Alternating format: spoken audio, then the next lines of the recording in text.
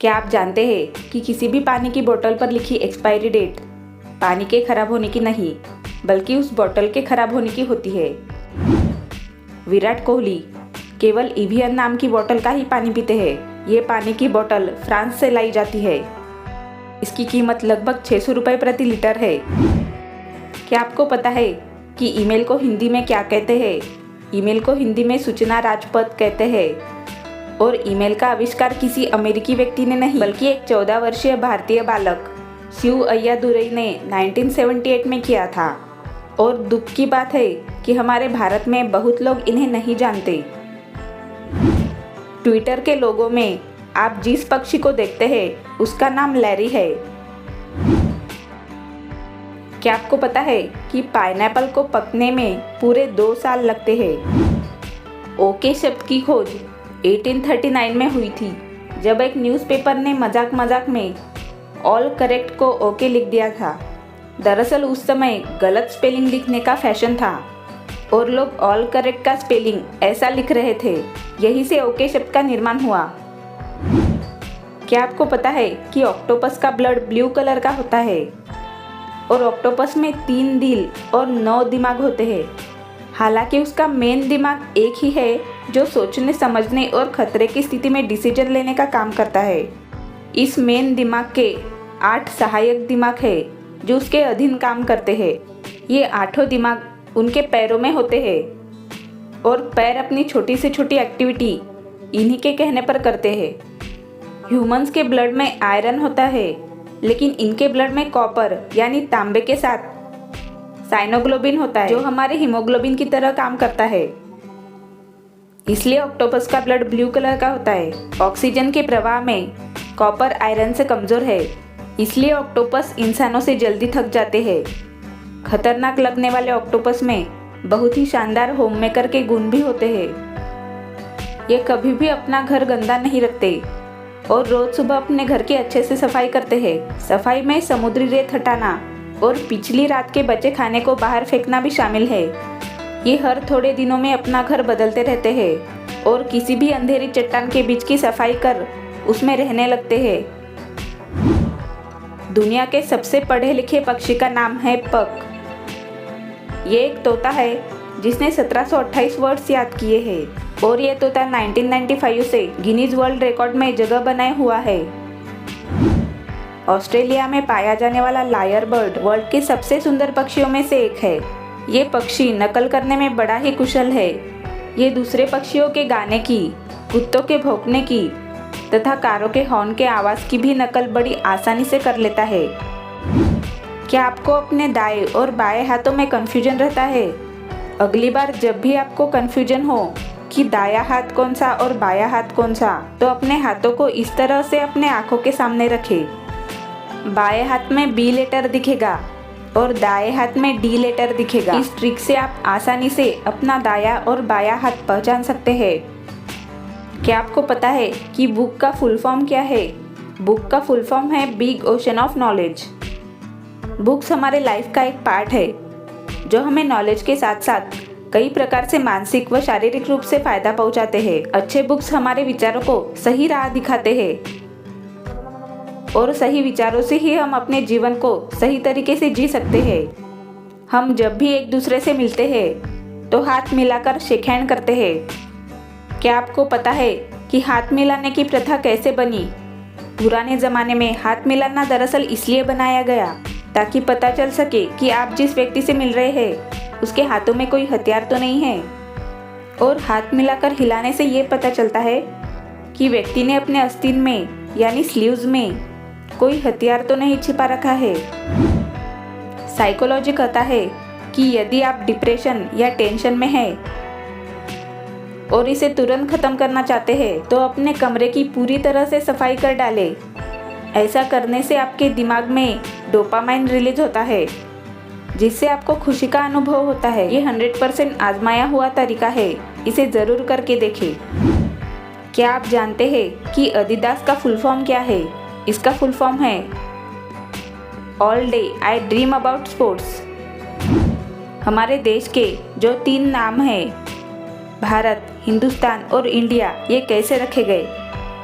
बहुत लोगों का मानना है कि राजा दुष्यंत और उनकी पत्नी शकुंतला के प्रतापी पुत्र भरत के नाम पर ही देश का नाम भारतवर्ष पड़ा, लेकिन इसका कोई ठोस सबूत नहीं है। हिंदुस्तान नाम की क्या हिस्ट्री है? व्यापार के लिए जब ईरानी भारत आए तब भारत को सिंधु नाम से जाना जाता था, लेकिन ईरानियों को सिंधु शब्द उच्चारण करने में तकलीफ होती थी। वो सिंधु को हिंदू कहने लगे। कुछ समय बाद वही शब्द हिंद और हिंदुस्तान में चेंज हो गया और देश का नाम हिंदुस्तान पड़ा। सिंधु नदी को इंडस रिवर के नाम से जाना जाता है। इंडस विले के कारण ही देश का नाम इंडिया पड़ा।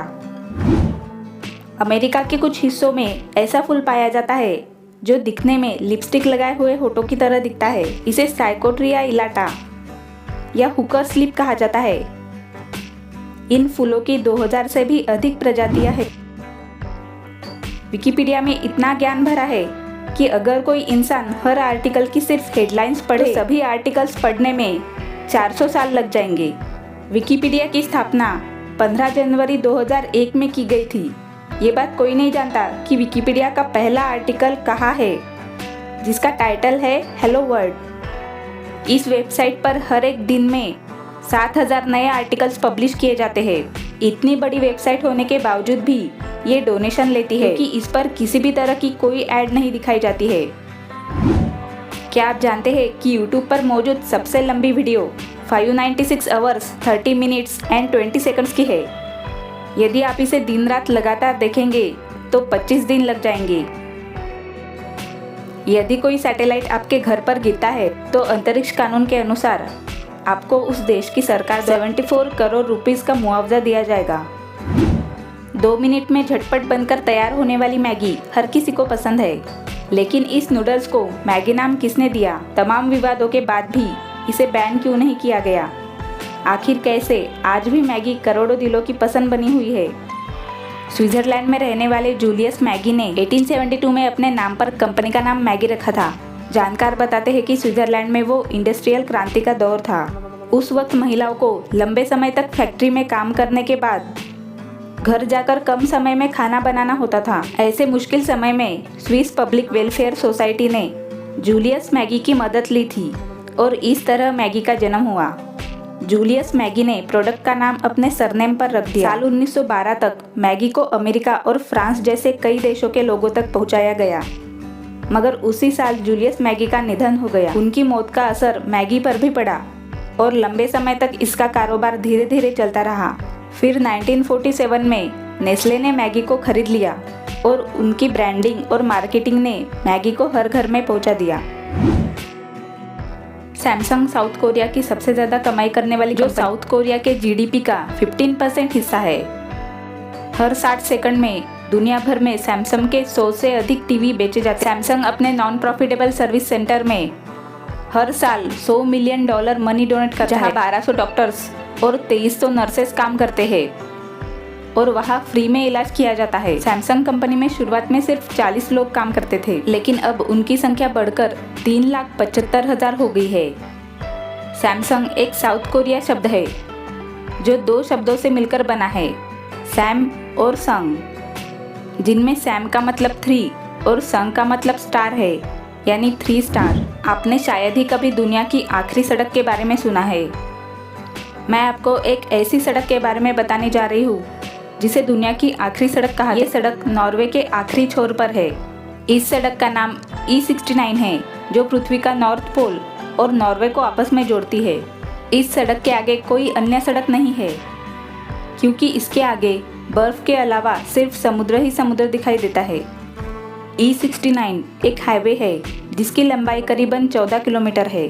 इस हाईवे पर ऐसी कई जगह है जहां अकेले पैदल चलना या गाड़ी चलाना भी मना है। इस सड़क पर अकेले जाना मना है। यहाँ जाने के लिए आपको कई लोगों के साथ जाने पर अनुमति मिलती है। इसके पीछे की वजह ये है कि यहाँ हर तरफ बर्फ की मोटी चादर बिछी रहती है। यहाँ खो जाने का खतरा हमेशा बना रहता है। नॉर्थ पोल के पास होने के कारण यहाँ सर्दियों के मौसम में न तो रातें खत्म होती है और न ही गर्मियों में कभी सूरज डूबता है, और कभी कभी तो यहाँ लगभग 6 महीने तक सूरज नहीं दिखाई देता। सर्दियों में यहाँ का तापमान -43 डिग्री से -26 डिग्री सेल्सियस के बीच पहुंच जाता है। इतना ठंडा होने के बावजूद भी यहाँ लोग रहते हैं। पहले यहाँ सिर्फ मछली का कारोबार होता था, लेकिन 1930 से इस जगह का विकास होना शुरू हुआ। उसके बाद यहाँ तमाम तरह के रेस्टोरेंट और छोटे मोटे होटल बन गए।